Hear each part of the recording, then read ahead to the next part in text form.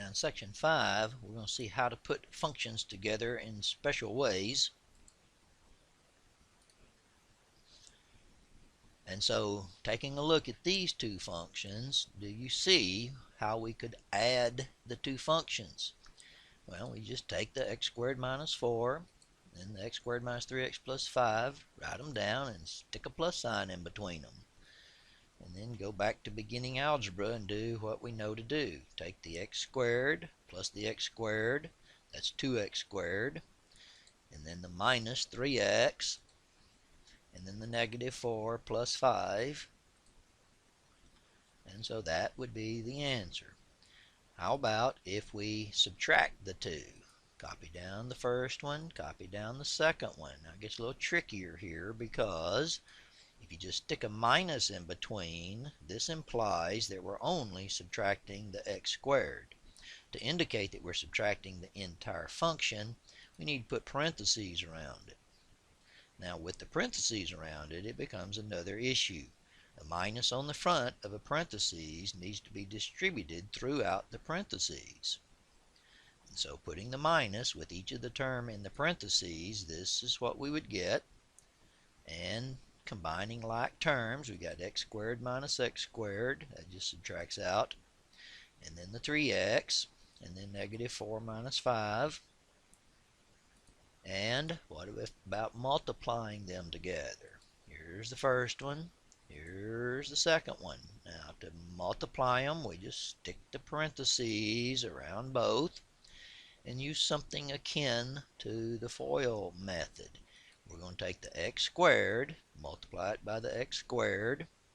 We're going to multiply the x squared by the negative 3x, the x squared by the 5, the negative 4 times the x squared, the negative 4 times negative 3x, and the negative 4 times 5. Combine things together that are compatible, such as the x squareds, and this is what we get when we multiply the two.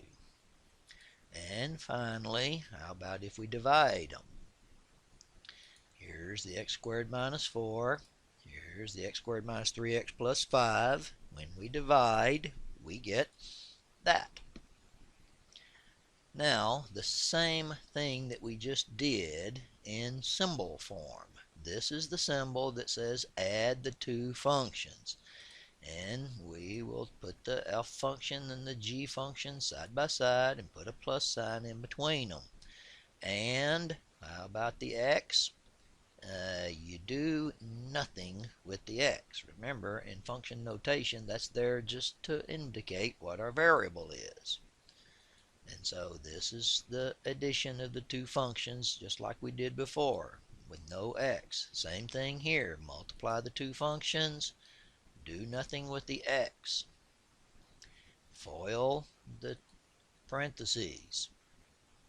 Here's dividing the g function on top, the f function on bottom.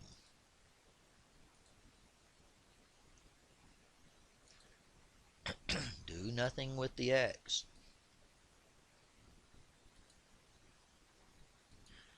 And now notice here we're substituting a 3 in place of the x.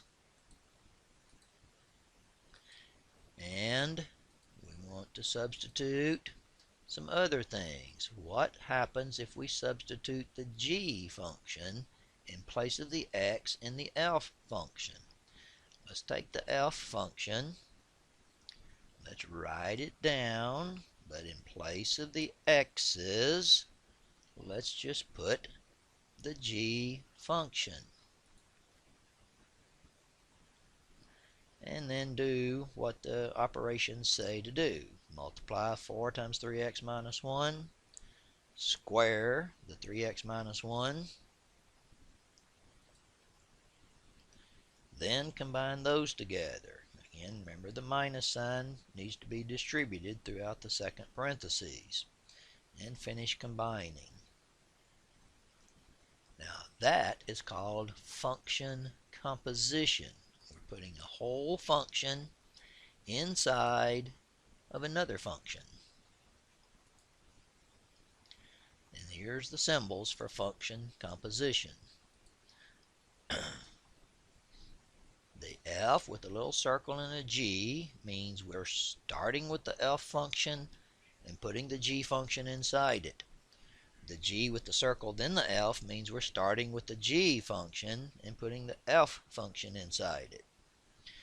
And so here were two functions. We're asked to do the F of G.